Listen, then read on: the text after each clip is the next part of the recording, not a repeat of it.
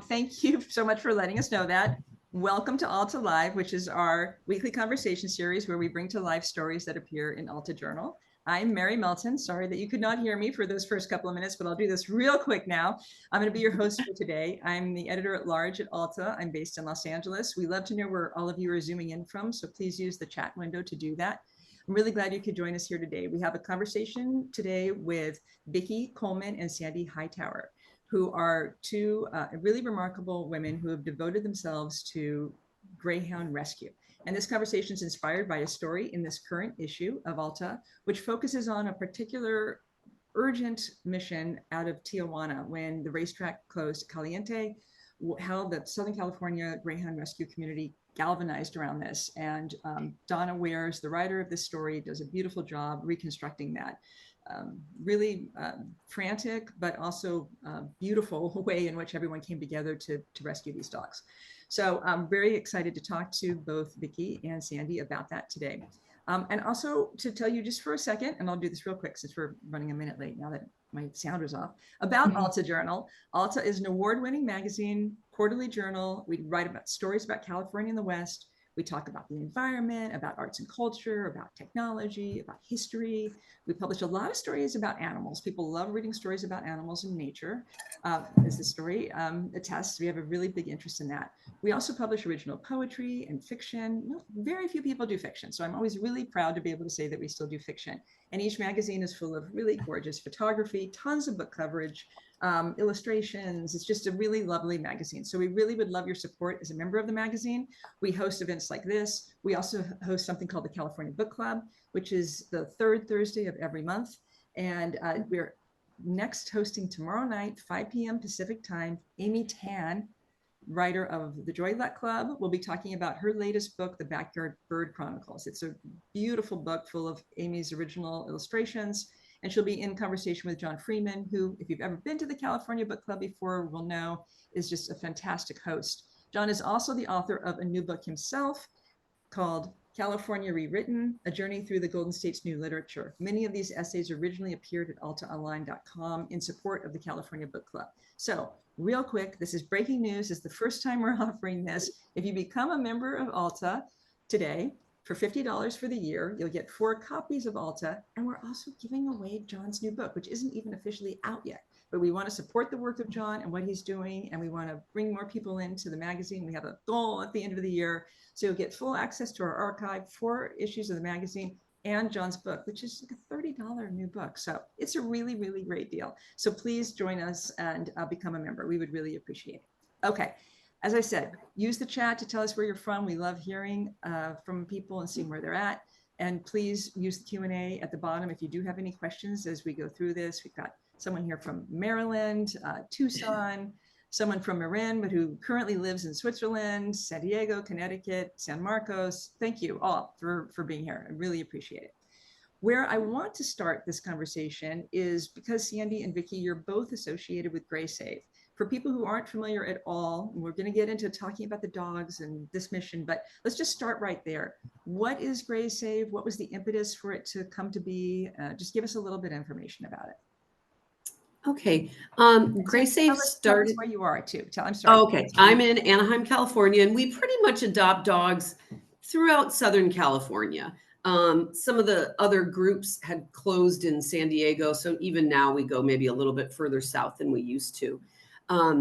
But yeah, we started about 20 years ago in 2006, and there were a few other Greyhound groups around, and most of us had volunteered with the other groups before and then formed GreySave because there were so many available dogs coming out of Tijuana that it really just could be, all hands on deck to everybody can place Greyhounds. There's just sort of this unlimited flow coming out of there.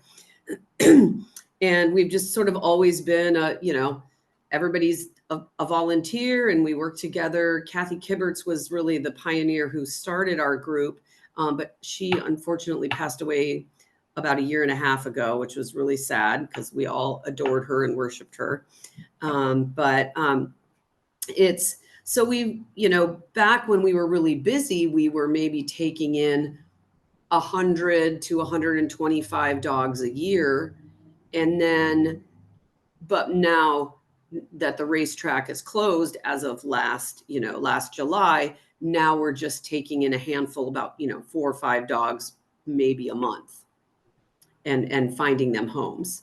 So really, we were, in the beginning, we were publicizing it all the time. We were doing meet and greets. We were just actively always looking for donations and for adopters. But now it's kind of, now that it has slowed down, we're just kind of maintaining our current adopters. A lot of times we're just adopting the few dogs that we get in, can go to some new adopters, but a lot of times they'll go to previous adopters. And then we're kind of staying around in business just to support all the dogs that we've adopted, because sometimes people, maybe the most common reason we get a dog returned to us is somebody had a baby. That's yep. Either they had a baby or they died. Yes. Those are the 2 reasons, the 2 biggest ones. 100%. Yeah. So just to set some more context, so racetracks have been closing all across the country. Racing. So Florida had the most, and they closed. My gosh, 2000. In 2005. Yeah, Grey 2K. Yeah. Okay. Yeah. So they closed down, and that sort of really caused the industry to shift and slow down, because really why Greyhound racing is becoming less it's just less popular as a sport, as a gambling activity, but it really was kept in place because they could have legalized gambling at the locations where they had Greyhound racing. Mm-hmm. So the Greyhound racing was the loss leader. So that's why we had so many, and then Caliente, the track in Tijuana, was sort of that end of the line track. It was part of the US system, but once the dogs got slower and weren't winning in Florida, in other popular race areas, then the trainers would send them down to Mexico to, race. It was called the D level track. It's A is the best, D is the lowest track. And then we would just get them from there. But, fortunately, our group, prior groups that are in San Diego, and also Fast Friends that we work with, pretty much they also are in LA, Orange County area. They helped to build a holding kennel for all the dogs that were not going to race anymore. So a lot of these, GAC, Greyhound Adoption Center, and GPA, which is now Fast Friends, they did a lot of fundraising to sort of support the holding kennels and even pay the workers to keep the dogs alive until, each group would come down once a month to pick them up. And Greyhound racing is an international sport. Yes. Right. So Vicki, you've worked, and Vicki, where are you at? And wall art is primo. I don't know if you put this for the call, but amazing. My husband's a photographer, so that's why. I'm in Long Beach, California. And you've spent a lot of time in Spain. So tell us a little bit about the rescue work you do in Spain. It's definitely different than it is in the United States, because Galgos are not used for racing. They're actually used for hunting. So that's like a big sport in Spain. And the whole thing is just very different. Galgos are a mix of Greyhounds, but when you first look at them, unless you really know both of the breeds, you really couldn't tell the difference between the two. Mm-hmm. The biggest significant difference is size, but the misconception with Greyhounds is everybody thinks Greyhounds have a ton of energy. They don't. They're sprinters. They run and then they like to sleep.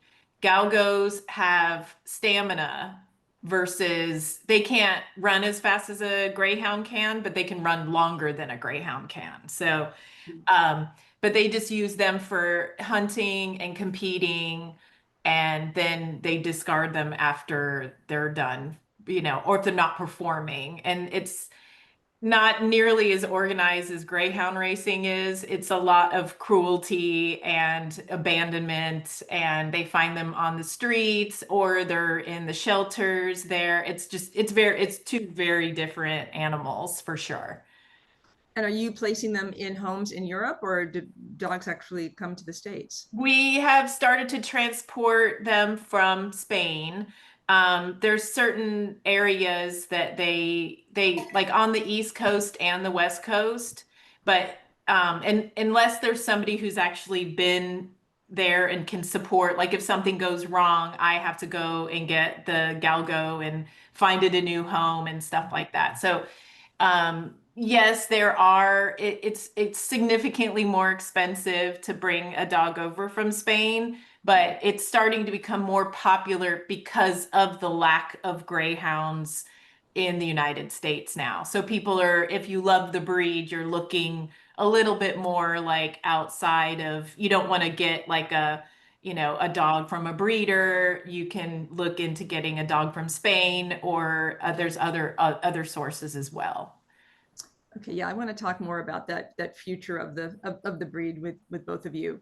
But before we do that, Sandy, you fostered 250 greyhounds? Yes, I think I stopped counting after 250, but for about the last 20 years or so, we've sort of always had one or two dogs extra in our house, you know, foster dogs. So it's just, I mean, definitely put a little pressure on my marriage, but you know, it survived. So so I all think is the well. first time I ever met Sandy, I came over to her house and I think you had like 10 dogs in your backyard. And you were like, okay, these 4 are available, those 3 are mine. And I was just like, what? How? Why do you have so many dogs in your backyard?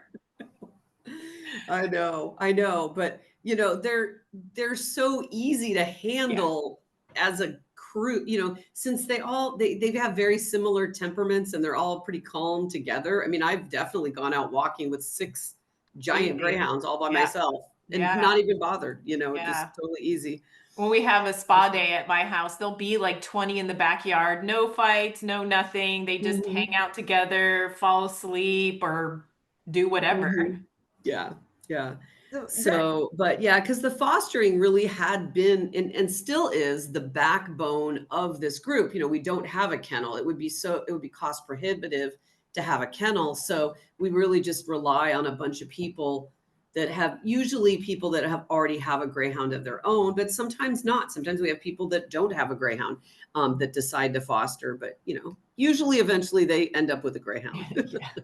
so what first drew you, Sandy? Let's start with you to this Yeah. dog. So I think I read an article about them when I was in college, like literally 35 years ago. So I read an article and thought, oh, someday when I get married and have a house, I'm going to get a greyhound.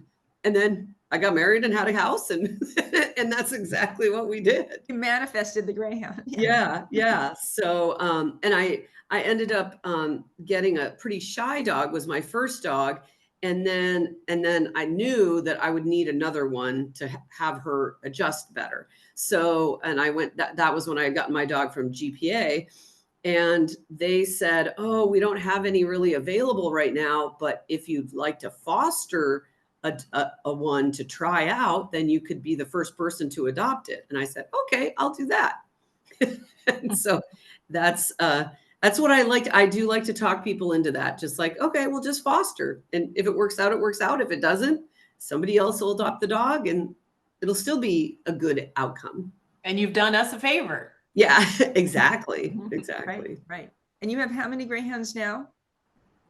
I just have one now because I've just had so many I've had so many over the years. And then I'm, you know, when my husband and I retired, but when my husband retires, we're going to sort of drive around in an RV. So I did get 2 border collies, which are so much harder and so much more work than a greyhound. I could have 10 greyhounds and it would be less work than the 2 border collies. Are they good campers, border collies? Border collies are good campers and they're great off leash. So Okay. that was why. And they're durable. Vicki, how many, other than the portrait of the greyhound behind you, how many actual greyhounds do you have? I have 3 full-size greyhounds and 1 Italian greyhound.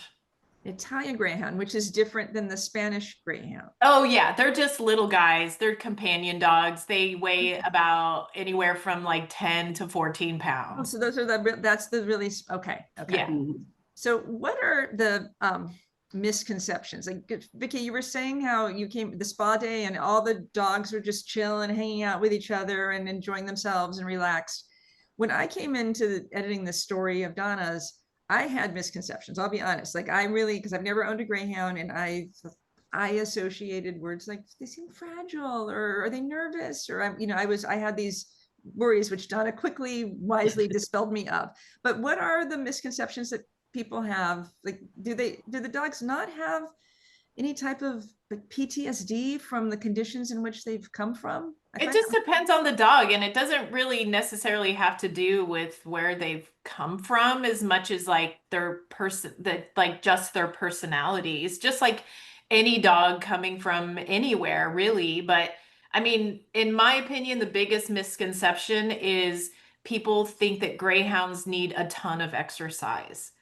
And that is like the biggest misconception. I mean, you can walk them once a day, a couple blocks, and they're totally happy with that. Like there's people like that, even in our application, they're like, "Oh, I'm looking, to adopt a dog that can be my running partner." And I was like, "Well, then you should probably get a border collie." Yeah. Not a greyhound. Yeah. So that's probably, in my opinion, one of the biggest ones. Yeah. So people are mistaking their sprinter status for actual long distance running, which is two very, very different things. Yes. Yeah. I mean, we've actually been really successful. We adopt a ton of greyhounds out to like pretty old people, pretty much older people, in their 70s. We've had some 80-year-old adopters, and they work out fine. Yeah. Because they're generally really good on a leash, surprisingly. You know what I mean? They generally don't pull. I mean, I think it's their regimented schedule of when the way they were raised is having like turnout at this time, food is at this time, like usually when you get a greyhound, they kind of start like they have a schedule, it's like I want to eat at 7 a.m. every single day. You can't, it's like I want to go for my walk at this certain time because that's how they were raised. Right. So they like structure. They do. Okay. Sandy, tell us a little bit. You, I think, got one of the first calls about this rescue mission that we highlight in this article, the Tijuana. Yeah. So it really was sort of a group effort between Gray Save and Fast Friends. And then one group now Greyhound Adoption Center had already closed down, but we did work with some of the former people who worked, who were kind of key players in that. And then also Operation Greyhound. So between the three groups, we really got, like 150 150 or more dogs out in 1 month.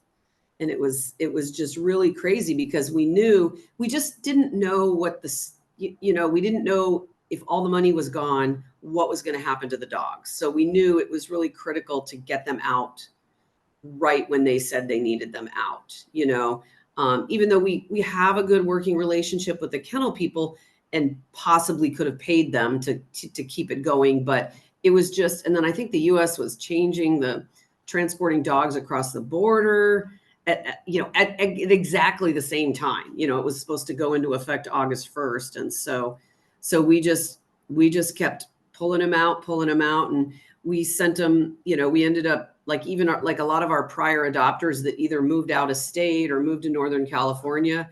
We said, if you can drive down to LA, we'll give you a dog and you can just take it home and get it spayed and neutered wherever you live. Yeah. And so just the stress, I would think, of getting them over the border.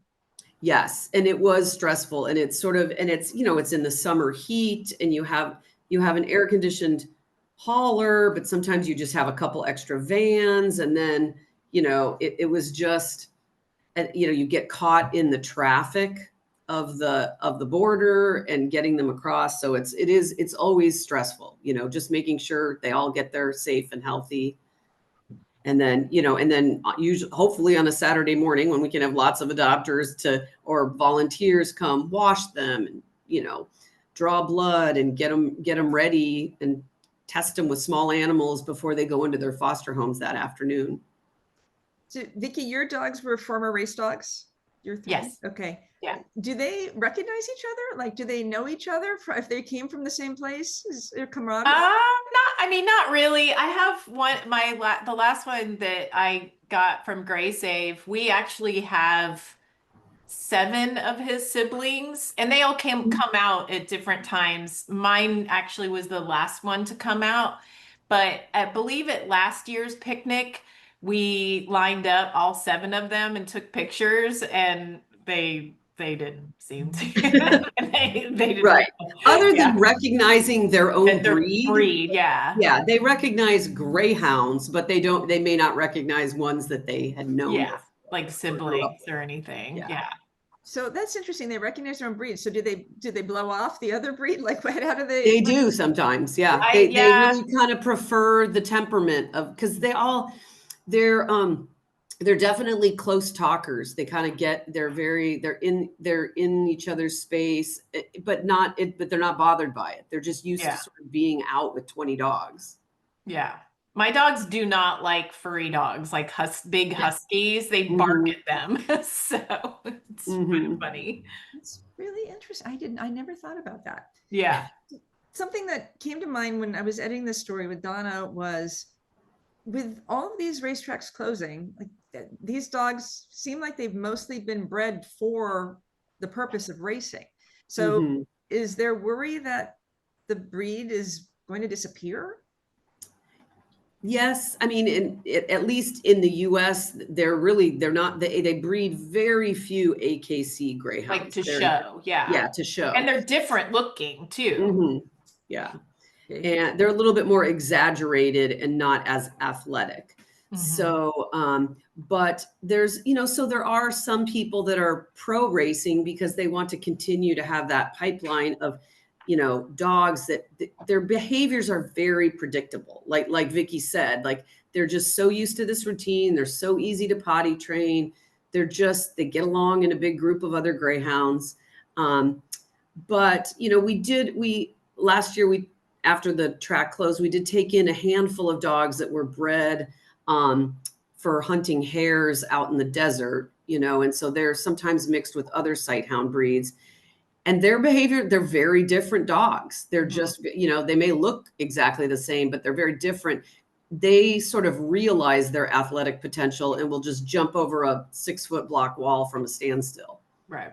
That's why you have to be like, not only do I do home checks for Gray Save, I do home checks for Galgos del Sol. So it's a different type of home check, because I'll go in the backyard if it's like for a Greyhound, and I'll see like a barbecue up against a fence, and I won't think twice about it. But if I see something like that for a Galgo, I was like, that has to move, because jump onto the barbecue and jump over the fence. So a Greyhound would never do something like that. They would just not even care. So they're very different. Yeah. So there's Greyhound hare racing that's going on in the deserts of. They chase the rabbit. Yeah, they chase the hares. They just sort of, it's called lure coursing, but they're doing it with real, not a fake lure. They're just hunting rabbits with. Are they on tracks? No, they're just out in the sagebrush, running through the sand in the desert and the rocks. It's basically the same thing they do in Spain, but it's just here in the United States, and it's just not as common. Okay. But it's in the rural areas of California. Like, we will randomly get dogs in the shelter that are like, we're like, wait, those are Greyhounds, and they probably got away from the owner and ended up in the shelters. Okay. Gosh, no idea. So tell me, what else, Vicki, are you looking for in a prospective home? Oh, well, I mean, we really, like, nowadays with everybody, like, we're only getting such a small amount of dogs. We really prefer just to adopt to people who have had previous Greyhounds, not necessarily from us, but it's like, because we have such a precious amount, we prefer to keep it, and not that we aren't open to other people as well. But when we have 4 dogs coming in and we have 4 people that have previously adopted from us, we're just going to go with those people because we're comfortable. We know, they're good and they've taken care of their other ones beforehand. But, even large dog experience really does help. We we are just really particular. But when it comes to like a home, it can be an apartment or it can be a home with a backyard. It really just depends on the dog. So I think Mhm. we more look at the profile of the dog and then look at the adopters and we're like, oh, this dog definitely needs a backyard. Or if it's like an older mellow dog, it'll be somebody that is like, an older person, maybe in their like late 60s, early 70s, or even older than that. It just really it's more about we look at the profile of the dog and then we look at the applicants and we look at where that dog would thrive in which particular, because there's some dogs that want to be alone and there's other dogs. Most greyhounds don't really want to be alone, but we Mhm. definitely have the ones that do. So it just really it's more about the dog than it is the actual adopter. So And there are, but West Virginia was one of the last places, right, to still have And they're racing. still open at this point. So yeah, we there's are two still tracks. getting, yeah. So we're still getting just a handful of dogs through sort of just because a lot of the Greyhound people, we all know each other from the last 20 years. Like I know people from Galt, the Greyhound Adoption League in Texas and Colorado and Northern California. And, so we just all still know each other. And so I have a good friend who's a vet in Colorado and she teaches at the vet school at Fort Collins. She has taken in dogs, Dr. Heather Ware, she has taken in thousands and thousands of dogs, but she didn't used to supply us with dogs. But now the groups she used to supply with dogs are sort of done and out of business. So she brings us a few dogs, us and Fast Friends, a few dogs each month because all the haulers that used to bring her dogs over the years have continued. They know they can sort of bring the hard luck cases to her. They can bring her the broken leg dogs. They can bring her the dogs that are going blind because they know she's a very sensitive, caring person and she will find a home for them. So now we're sort of taking whatever dogs she gets in from her. How important is that regional network to the work you do? It definitely helped out when the end of racing came, at least at Caliente, because we had so many dogs. We did move maybe 30, 40 dogs to other groups, mostly Arizona. But Galt in Texas took at least 8 or 10 dogs also. So it just kind of helped us absorb that giant amount of dogs at one time. Yeah. And we support each other. Like if we have adopters that move out to their area and we'll just say, oh yeah, they're a great group, go hang out with them. And, we had just it's definitely a very supportive environment for adopters and other ones. Yep. And oh yeah. And Saga, I see in somebody's in the chat there. Yes. Jean Gack at Saga got a bunch of dogs from us. So it's been very helpful. So does it sadden both of you, like, to think about like that you've devoted so much of your lives to this incredibly worthy work, and like that this could be kind of the end of the line? Yeah. I mean, after I've been on the board of directors for 20 years, so it is like an unpaid job. So, I'm happy that it's slowed down, but it's all the people I know and just we all have a similar value system, even though we come from such different walks of life. You're still around people that you really get along with. So that's why we're still sort of doing it. Even if it's on a smaller scale, we're still happy to keep going, at least 5 or 10 more years. So that's the plan. Yeah. And Vicki, that's been your experience as well. Like, is there what is it that ties, other than the dogs themselves, what do you think are characteristics that tie together people who are drawn to these dogs? I think the coolest thing for me is just like it's like the community of it and having like all these weekly walks that have popped up, and it's just like being friends with all different walks of life. That's what I find, that and like Mhm. people that I like would never in a million years probably be friends with, that I'm like friends with now, Mhm. and it's like different ages and different walks of life. And that's what I love about the common interest of, greyhounds. Like that's what is so amazing to me is just like, you know, like when a super conservative older person says, "Oh, you should go to my friend Vicki. She's a tattoo artist." And they're like, "You have a friend that's a tattoo artist?" And they're like, "Yeah, you should go to her." And it's just very random, and people are, it's just cool. Like that's what I love about like dog rescue, but like especially like people who love the breed so much and like going to the picnics and going on the weekly walks. And it's always been about the community of it, in my opinion. I really like that part. Yeah, and they've spent a lot of their lives in crates, right? Like they are in cages Yeah. before we get them. So the resiliency seems just remarkable. Like how you describe them as just being so loving and convivial with each other or whatever. Like it's really, it has to be really inspiring. Yeah. Yeah. I mean, they adjust for the most part, the majority of greyhounds, by the end of like 2 or 3 weeks, they're already like, I mean, some honestly will like, you take them home and they'll like, they jump on the bed and they lay on it and they're like, "This is where I live now." And it's like the day you get them. So they just know. Yeah. Yeah. And are they smart? Like, are they really smart? I think No, their intelligence level varies greatly. Like I have one that I think has one brain cell, and then I have another one that I wouldn't say is as smart as a border collie, but she's pretty manipulative and very smart. So their intelligence level is across the board, in my opinion. and but it makes them very easy. You know what I Yes, mean? It's they don't get into the kind of trouble that dogs that are bred for a purpose do. exactly. You Yeah. know, Yeah. that so they're just so much easier to have around the house. Yeah.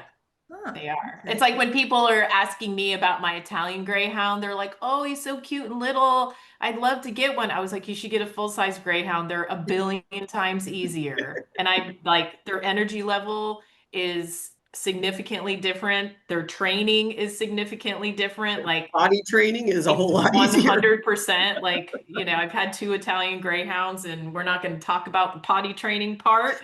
But yeah, I mean, my last dog that I adopted, like I was saying before, I don't think he's had a single accident in my house from the day we brought him in. So, Mhm. but that's not uncommon for Right. an adopted Greyhound. Like it's Mhm. just the way they are. Yeah. Amazing. Well, what are ways we can support the work that you all do? If you're anywhere in the area, you could always foster. That's always a fun thing. But that's really what we do need more of. Quite frankly, we did so much fundraising. We're not even really actively seeking donations now, as we have enough money to last another 5 or 10 years. So, but but we just still need, people that would be interested in giving some of their time and, to take in the dogs, and or if they can't do it, talk to other people and, you know, and just think of it as an option. We always struggle to find enough Mhm. fosters. We do not have like a line of people, even when it's like we're trying to find like fosters for 2 or 3 dogs. Like Mhm. we'll find two immediately, but then there'll be like one that we are desperately trying to find a foster. So that Mhm. definitely is the number one thing we need. Yeah. Okay. And before we wrap it, how long is a fostering period? I'm asking for a friend. Yeah. Could generally about a month, I think, is at least more recently, because we have less dogs. When we had more dogs available, it might have gone to 2 or 3 months, but now it's like, and now they're already, when we get them from the vet in Colorado, they're already spayed and neutered. So they're really like available immediately. They could get adopted within a week. Um, Yeah, that used to be our holdup. We would be waiting for the vet to like spade or neuter, and that, sometimes like it would be 6 or 8 weeks from now. So we couldn't even though they were available and we can promote them, we still had to wait like 2 months. You'd sometimes have to wait like 2 months before you mhm. can actually adopt the dog. So but now they're just ready to go. Well, that's great to know. And we can find out about that at graysave.org. Yep. Okay, great. So after, so everyone knows, if this is your first time to an Alta Live, we'll be sending out an email that wraps up this conversation and any relevant links, so that you can learn more about it there. And Bonnie says here in the chat that they're great with kids. So that's a good thing. Good thing to know. So yeah. Yes. So thank you both so much. It's very inspired talk. Really appreciative of what you do for this really magnificent breed of dog. And just a reminder to everyone to please come to the California Book Club tomorrow night. 8 to 10 is going to be terrific. John Freeman will be hosting. We would love to have you there. Become a member of Alta. We'd love to support the type of work that we do here, these conversations and the types of stories that Donna wrote, which is a terrific story in the current issue that is still available. Our new issue is coming out in 2 weeks, focused on arts and architecture. Frank Gary's on the cover. We have a great Q&A with him in that issue. So please, please, please check us out.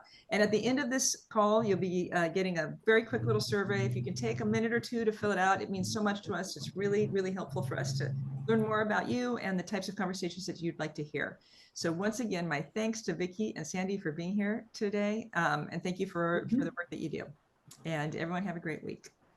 Thank Bye. you. Thank you. Bye-bye. Bye.